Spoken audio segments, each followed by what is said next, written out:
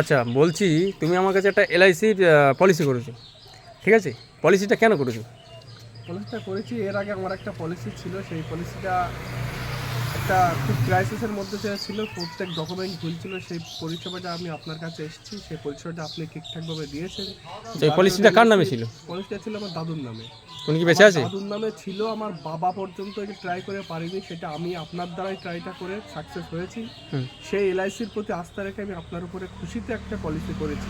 Good. আচ্ছা, ওই আপনার দাদু কি বেঁচে আছে না মারা গেছে? না, দাদু তো ডেট হয়ে গেছিল অনেক আগে। কত বছর আগে হতে পারে? এটা 2019 সালে। 2019-এ মারা গেছে, তাই তো? আর কিন্তু সেই পলিসিটা, টাকাটা? সেই টাকাটা আজকে আমি পেলাম 2024 সালের লাস্টে, সেটা আপনার হুম। মারফতই টাকাটা পেয়েছি। এরা পরিষেবা কেমন পেয়েছে? পরিষেবাটা তো খুবই ভালো পেয়েছি, আর পরিষেবাটা ভালোর সাথে সাথে এলআইসির প্রতি একটা আস্থা এসছে, হুম। যেটা আমরা দিন দিন ধরে এলআইসিটা মন থেকে মুছে ফেলছি। কিন্তু আমরা আর কি এলআইসিটা করছি, কিন্তু মানুষের যে পরিষেবা দিচ্ছে তার কাছে আমরা যাচ্ছি না, ওই জন্য এলআইসির প্রতি আমরা আস্থা হারিয়ে ফেলছি। যে এলআইসি কি বিশ্বাস করা যেতে পারে?